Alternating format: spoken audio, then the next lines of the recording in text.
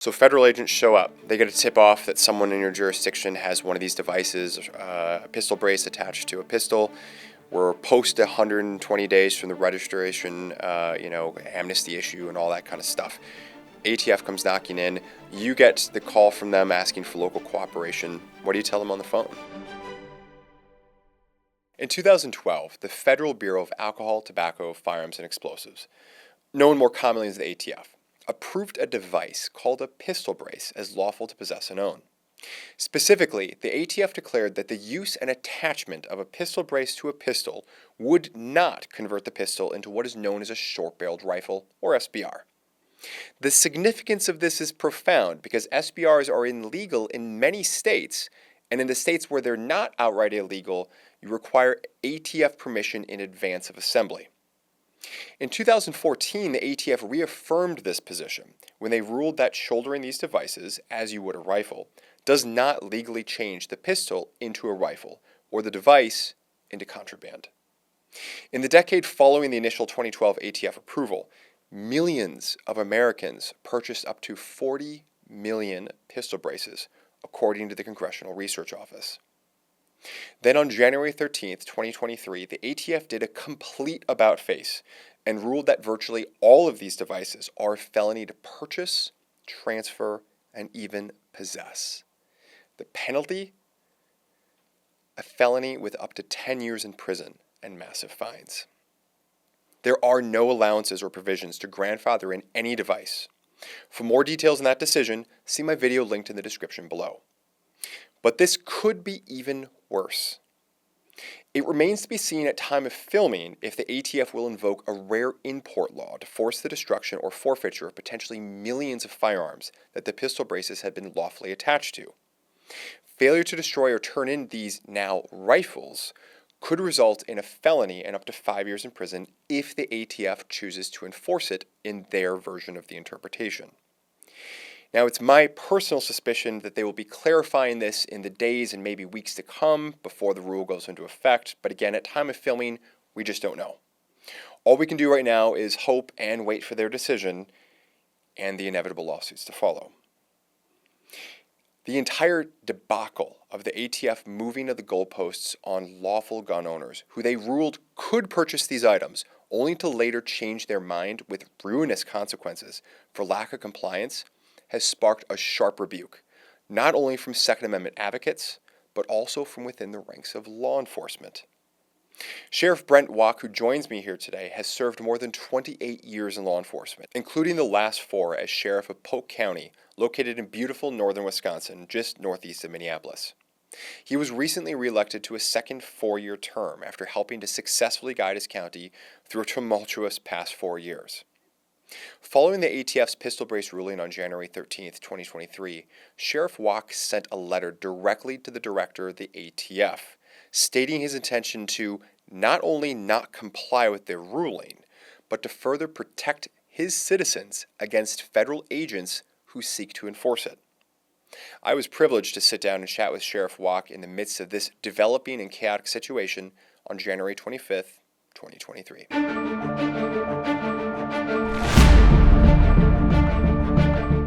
Sheriff Brent Waak, welcome. Thank you for coming here. How are you doing today? Doing great. Thanks for having me. Let's give the people what they want. Can you read your letter of what you're sending to the ATF, or have sent to the ATF? Yes, this letter is hopefully delivered as we speak to the director. But yes, Dear Director Dettelbach, as the elected Sheriff of Polk County, Wisconsin, and the guardian of my citizens' constitutional rights, I am writing this letter to inform you that the recent rule change pertaining to pistol braces is government overreach.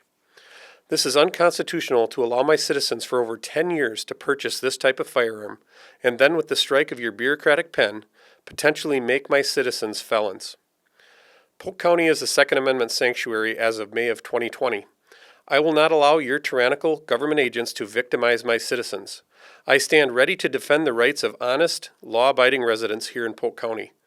I will take no enforcement action on this rule change or allow any federal agent to take action against my citizens. I strongly recommend you cancel this recent rule change as this is a clear violation of the Constitution. You are in violation of your oath of office, and now we, the people, lose all trust and faith in your ability to do your job. Wow. There's a lot going on there, and I want to give you an opportunity to help me and the folks down the lens to understand. I know that a lot of folks would probably want us to jump into maybe the spiciest part, which is what happens if, and this was a leading question I got on the internet when I was just kind of threw it out there for audience participation in a comment section of what questions would you ask a sheriff about a Second Amendment sanctuary county who doesn't want to enforce a pistol ban or maybe an assault weapons ban or something like that we're seeing just all over the country. So we're going to get to the feds are in your county. What are you going to do next in a bit? You characterize this as government overreach. You characterize this as being unconstitutional. What do you see wrong in this? Help folks who maybe are just coming up to speed on this. What's wrong with this? Well, there's many things wrong with this. To start with, it is a restriction on a person's Second Amendment right to keep and bear arms. But I think the thing that really bothers me about it is the strong rulemaking ability that this bureaucratic agency has. The ability to, with a strike of a pen, potentially make me or another citizen a felon without any legislative process, without any I'll just say due process. This is too much power for one entity. To me, it goes into this checks and balances, which is how our government is set up to operate. And this is clearly giving one agency way too much power. I like to remind people that this should not be a political issue. This should be about what is right and what is wrong. And I see this as a clear violation of your rights in many areas. And you use the T word, tyrannical. So do you think that the ATF has just clearly crossed the line as far as what they're doing and the impact on ordinary folks? Folks like you and I, but also folks who, maybe they aren't on the internet every day and they don't see things that are going on. They're not reading the Federal Register where this is going to get published eventually. What makes this transform from being something that's unsavory and wrong to tyrannical? Well, I see it as it impacts so many people. I mean, this is not some obscure device. There's millions of these in circulation. So millions of citizens around the country have these. They were told they could do it. The fact that it goes retroactive is very troubling to me. If they wanted to say at this point, from this point forward, you can't have this, but the people that have them, you're grandfathered in. There's people that may not have access to the internet, people that may not be aware of this rule change. And to have such a quick, 120 days to get this right, or you could potentially be facing, a federal felony. That's extremely concerning. Federal and, of course, state, depending upon whether or not a state is going to adopt the ATF's ruling through state law and all that kind of stuff too, because virtually every state I'm familiar with, including Wisconsin, even though someone can, of course, Form 1 or Form 4 or Form 5, perhaps, an SBR, short-barreled rifle, right? And for those of you who don't know, of course, you have a rifle is a firearm that's designed to be fired from the shoulder. Pistol is a firearm that's designed to be fired one-handed. And again, these are obviously loose interpretations. These are loose. A short-barrel rifle is any rifle that does not have an overall length of at least 26 inches or a barrel length of at least 16 inches. So that's the issue here, right? The ATF has said is, look, these pistol braces, we're now reclassifying them in essence as stock. So when you attach them to a pistol, it turns it into a short barrel rifle, which now makes it a violation. And we just suddenly we wake up and we find ourselves in felony land. A big question that I saw, and you echoed it right here in your letter, where you say that I will take no enforcement action on this rule change or allow any federal agent to take action against my citizens. So federal agents show up. They get a tip off that someone in your jurisdiction has one of these devices, a pistol brace attached to a pistol. We're post 120 days from the registration, amnesty issue and all that kind of stuff. ATF comes knocking in. You get the call from them asking for local cooperation. What do you tell them on the phone? I'm going to educate them and tell them that Polk County is Second Amendment sanctuary county. I'm going to tell them that I believe this is an unconstitutional order and that they're in breach of their oath of office to take action on this. In the past, our county, we're a small rural northern Wisconsin county. We've worked with federal agents in the past. If we have a bank robbery, the FBI's assisted. If we have a large drug case, we've had help from, several federal agents. It's always been a pretty good relationship, and we've worked as a team. This is not going to be a situation like that. And I always like to share the story how I bumped into an ATF agent right after we had a change of office in Washington. And I told him while I was in the gun shop that, hey, if you're coming here to ever enforce an unconstitutional order, whether it's by the president at the executive order level or something to this effect, you will not be welcome here. In fact, we are not going to work together. And it's, I don't want to ever see a situation where in some standoff with the federal government. Right. I would hope that calm heads prevail in a situation like that they would back away from a situation. But I would certainly be very clear that as the chief law enforcement officer for Polk County, I don't agree with this. And it's a breach of your oath that you've sworn to uphold the Constitution, and you're violating that. And if they were to take heavy-handed action against a citizen, I would view that as a potential misconduct in office, an abuse of power.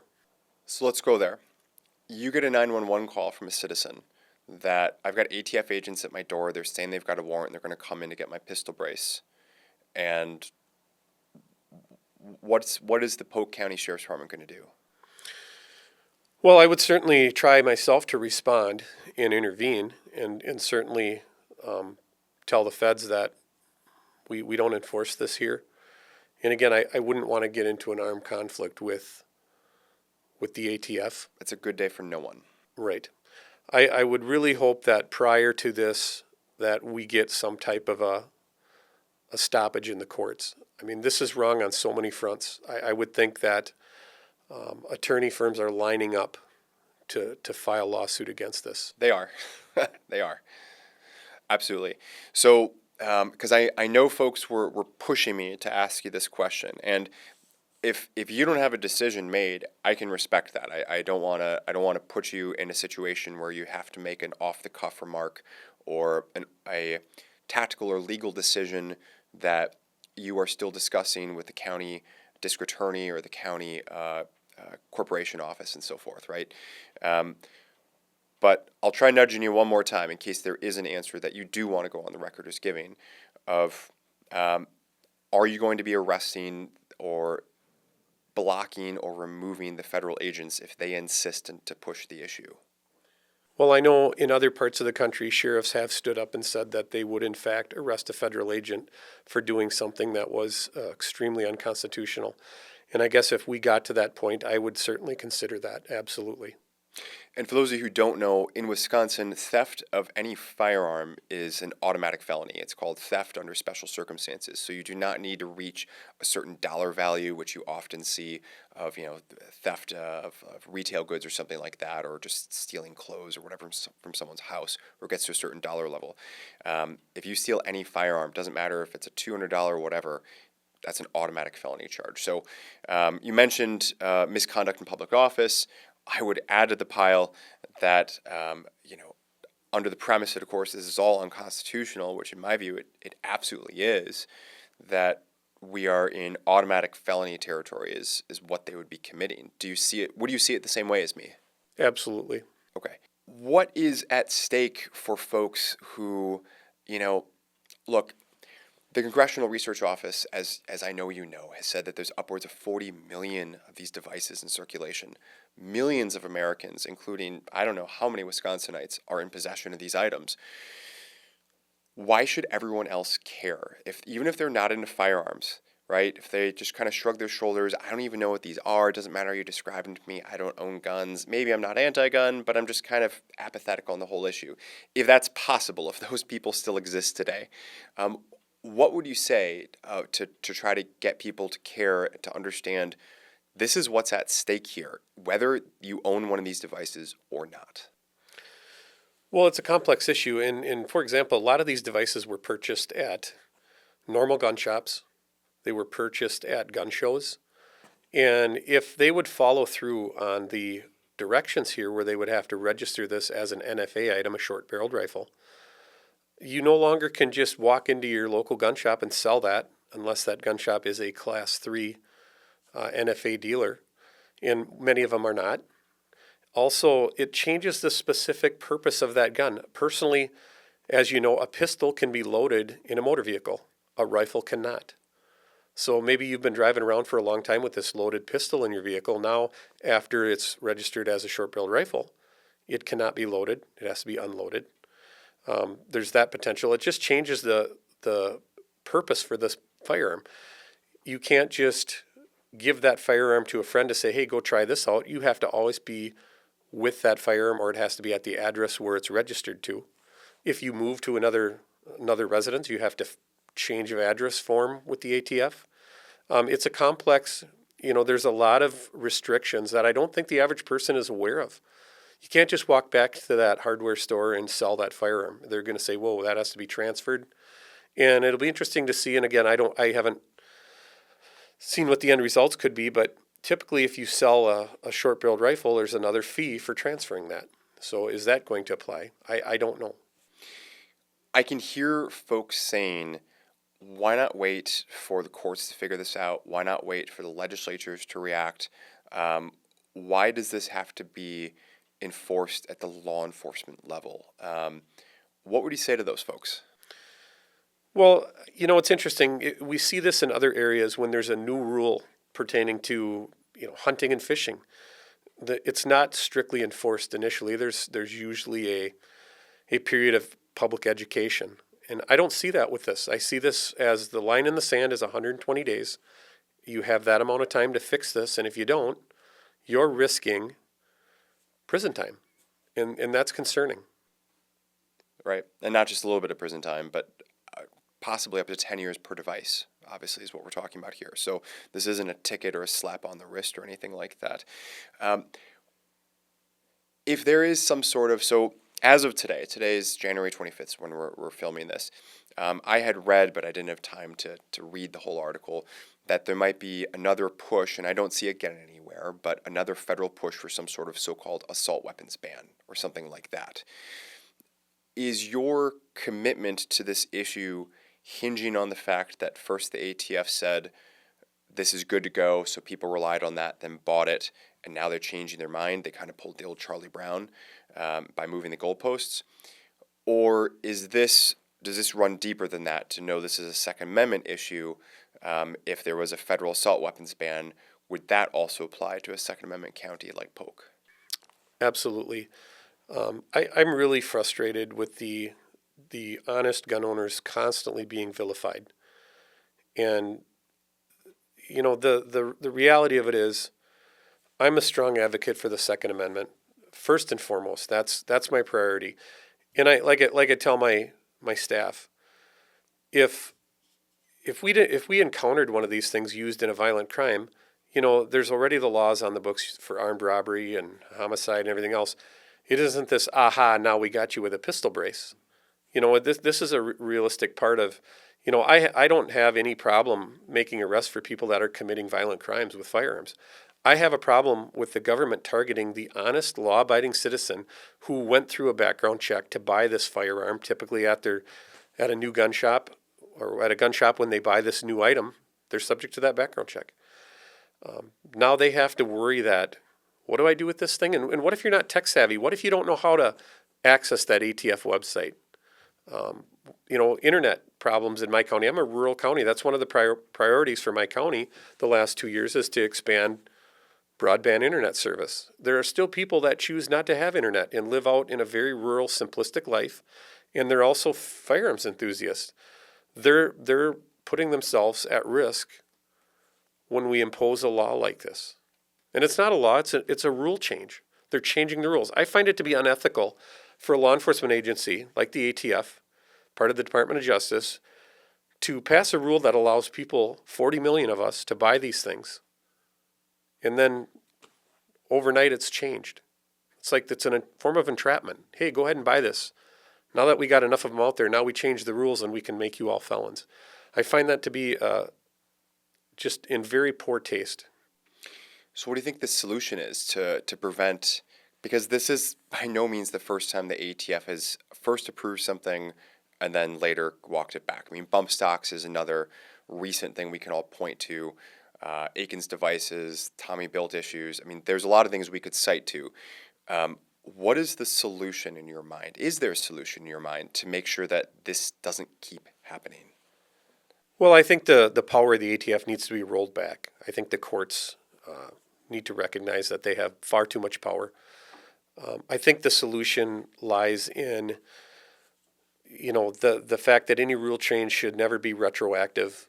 We saw that in the old assault weapons ban. You brought up the assault weapons ban, but back in 94 to 2004, in that 10-year period, if you had a gun that was in that ban, you were grandfathered. And it actually increased the value of your gun. It was a pre-ban gun. And they just simply said you can't buy these from this point forward, but those of you that have it, Right. you now have a more valuable collector item. So I think that's the part that causes a lot of pain for most people is this retroactive angle where it's, we allowed you to do it, and now you're stuck with this thing and you're really wringing your hands. What do I do with this? And when you get deeper into it, like we talked about the potential for the 922R violation, that even complicates it further.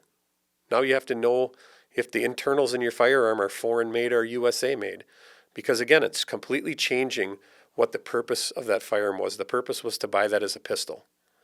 And now they're saying, oh no, we're going to call it a rifle. And guys, I'm just going to pause this video really quickly to ask you to please show your support for both Sheriff Waak and the Second Amendment by clicking like on the video. Of course, I'd ask you to please subscribe to our channel if you want to see more interviews like this, as well as to support our growth. And of course, please share it around social media. That's really one of the best ways of helping us grow. Let us know in the comments section whether or not you stand with Sheriff Waak and how you think this would turn out. Now back to the program.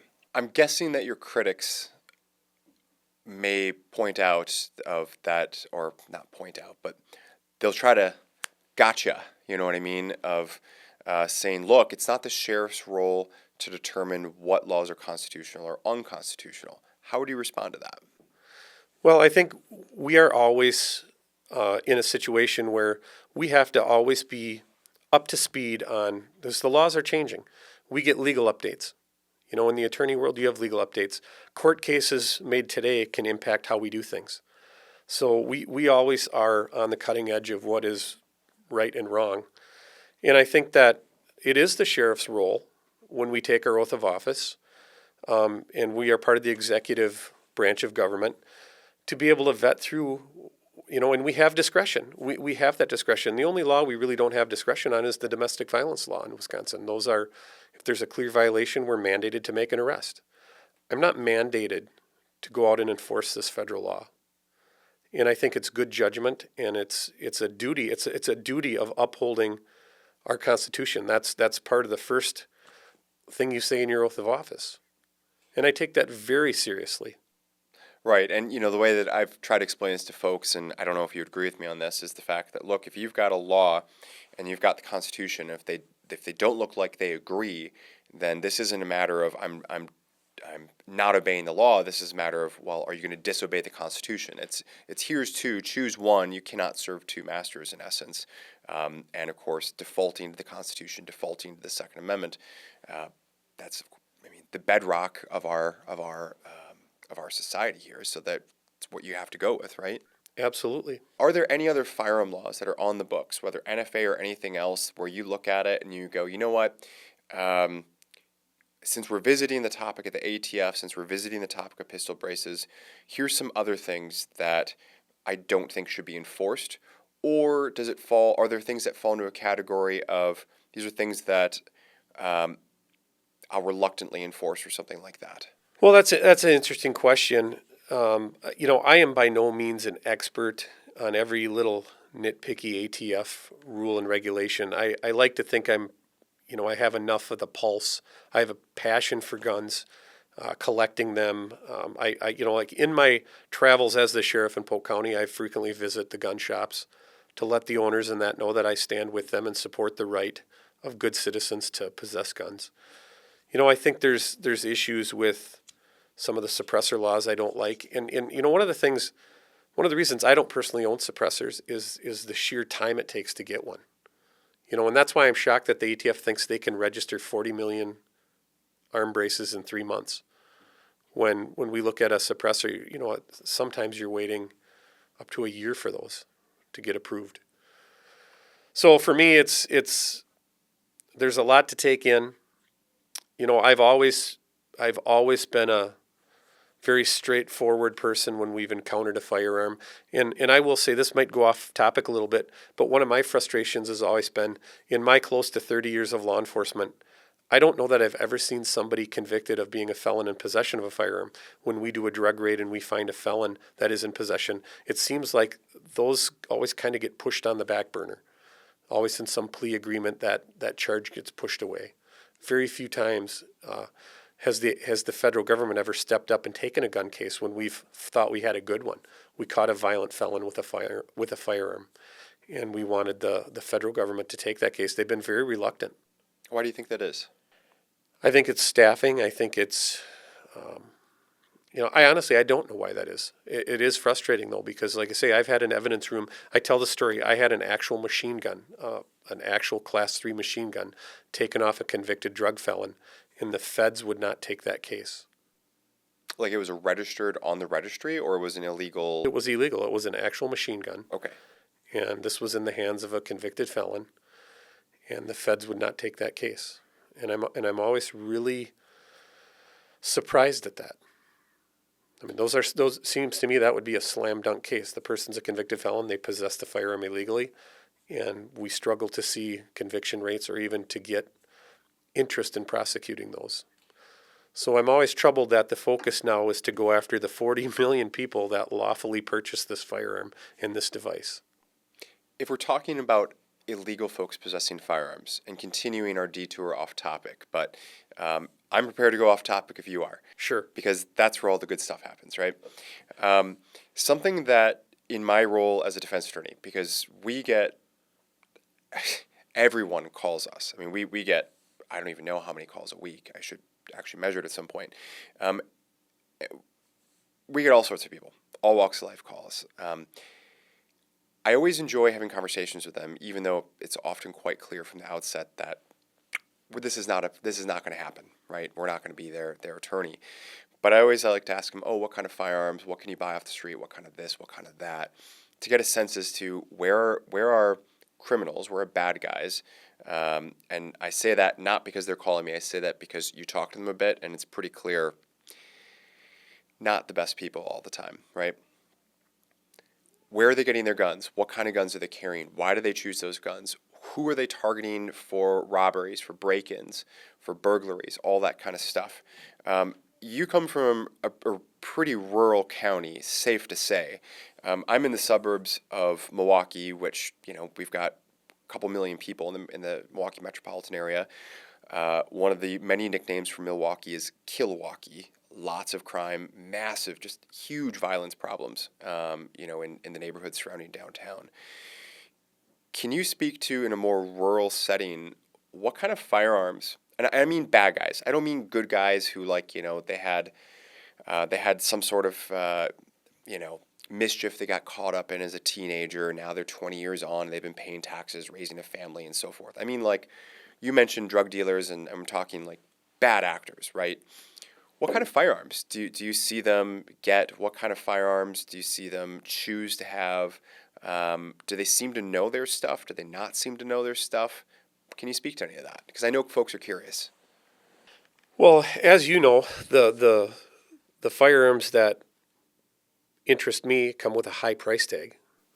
Many of these firearms are upwards of $1,500 and on up. Those are not the firearms we encounter when we talk about our county is rural. We have a big substance abuse problem. We're situated close to Minneapolis, so we have a lot of drug trafficking. And so we see a lot of handguns. And there's been an uptick in that since COVID, that a lot of these drug dealers are running around with a handgun, and it's usually a low end. It's not a high end, high brand firearm. It's a more low end semi-automatic pistol typically. Sure. But it's we did have a guy that had an old Norinco Uzi in the back of his vehicle. That was kind of out of the norm. We usually don't encounter that type of a weapon. It's usually just a cheaper handgun. Cheaper handgun, loaded. Do they even have hollow points or the ball ammo? Yeah, usually just, off the rack ammo, cheaper ammo typically, Plinking ammo is what you and I might call it, right?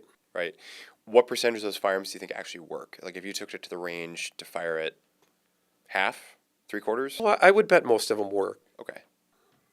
I would bet most work, and I think they've probably test fired them, and but it's ironic. We've had in the last couple of years, we've had shootings that were never even reported to the police. We heard this through other people that this person had been shot in a drug deal, and we've had to backtrack, and we find, here's a car that is all shot up, and then we've tracked down a person, and has the slug that he dug out of his hip.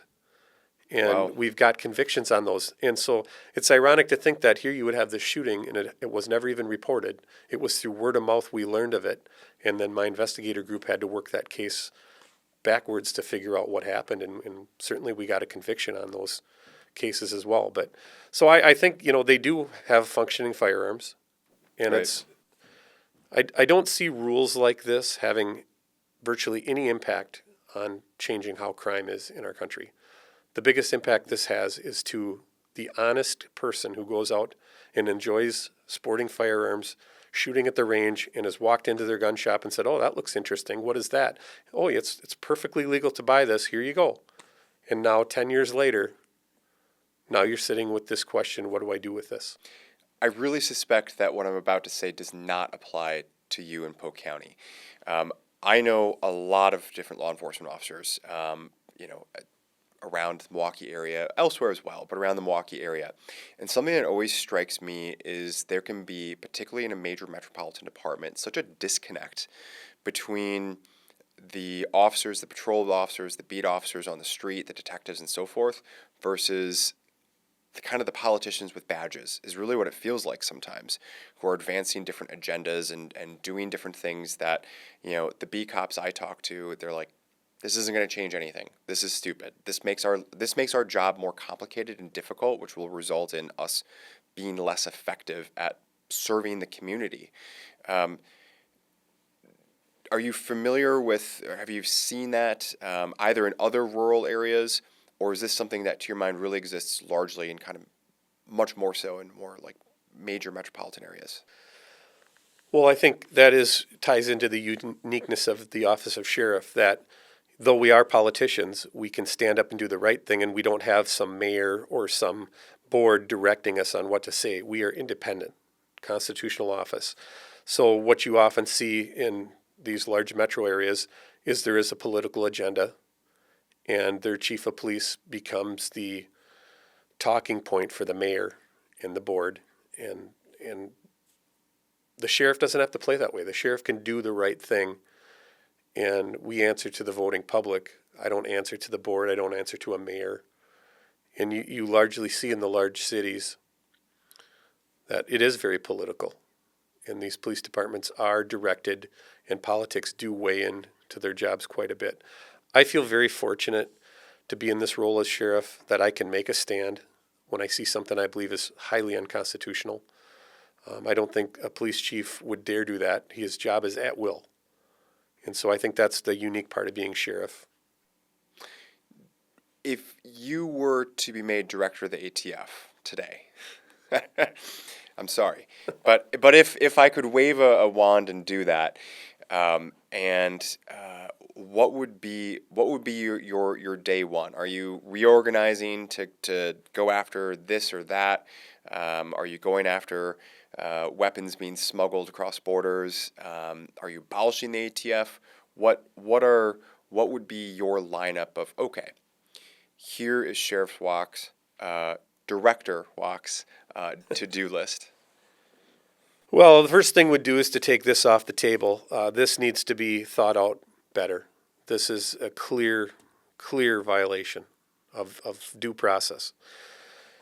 If I was in charge, there is a need for ATF, in my opinion. Like I say, in the past, we've worked with them on cases, involving very illicit activities. So if I'm a director in charge, first thing I'm doing, I'm getting rid of this rule process, and then I'm also going to expand the ability to get more people at the table to come up with solutions. If they truly believe this was a problem, there should be more stakeholders at the table. It should not be one person given this much power to impact this many people. And I think that there has to be these checks and balances. And moreover, if you were given somehow, some way, the power and the authority to reshape how law enforcement, how everything works, because we always hear it all the time. The politicians are saying, whether it's Illinois or wherever else, hey, we've got to get guns off the streets. We've got to do this. We've got to do that. We've got to pass all these gun control measures.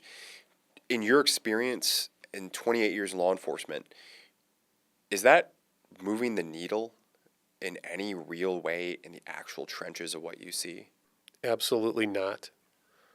And everywhere you look where there's strict gun control measures, crime is in the highest areas. Violent crime especially. You don't, and I think I know the answer to this, but you're not alone in that feeling. If I were to talk to other law enforcement officers, other sheriffs, police, and so forth, maybe not the politician types, if you will, the people who have to respond to a board or the mouthpiece for a mayor or something like that. But do you think this is a really pervasive feeling, or do you think, no, there's only maybe 5 or 10% of us who see it that way? I don't know on that one.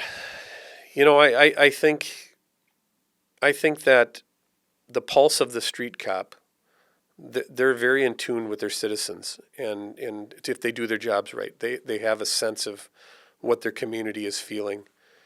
And I think that's where this disconnect, there's a great divide in our country between rural and urban, and you see it in many areas, just in what people do for recreation. And those conflicts seem to be getting larger and larger. Right. Do you see that changing anytime? I don't. I think the divide's getting greater. There's a big difference in just how the citizens in an urban area view the police compared to the citizens in a rural area. And I'm very fortunate. I always tell people in Polk County, I feel like there's a storm around us and we're in that calm eye of the storm. I don't have to look far to see turmoil in policing, but we don't have that where we are. We have the pulse of our citizens.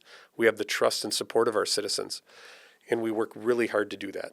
Anything else from your end that you want to go on the record with here today? I really hope that no matter what side of the political spectrum people are on, that they look at this and see that this is overreaching government and that this should be a red flag, because these types of heavy-handed rules could be applied in a lot of other areas. So this really is about doing what's right. And it's that simple. It's just the difference between what's right and wrong. Exactly. I want to go out on a couple fun questions. Favorite handgun brand, if you have one? Well, I like Glock, and I got to tell a story, and it kind of goes back to an assault weapons ban, but I went to the police academy in 1994, and the gun ban went into effect, and I needed 3 magazines for my Glock, and it only comes with 2. Well, this assault weapons ban went into effect, and you could not get large capacity magazines. And so I was going to get bounced from the class to firearm. They weren't going to allow the firearm because I couldn't find a 3rd bag. They were sold out nationwide. People were paying like $100 a piece for them. Well, I was a fresh out of college kid. I didn't have $100 for a magazine. My instructor said, I know a rep from Glock. Let me reach out. They mailed me 5 magazines, a hat, and a bunch of stickers. And so from that point forward, I've been a big Glock fan. I thought, what a great way to take care of a new law enforcement officer. And I had put myself through the academy. I wasn't sponsored. It was just Brent Waak, the citizen, going to the police academy. And for a company to reach out to me when they could have easily sold those mags for $100 a piece, they dropped 5 in the mail for me. I thought, what a great company. But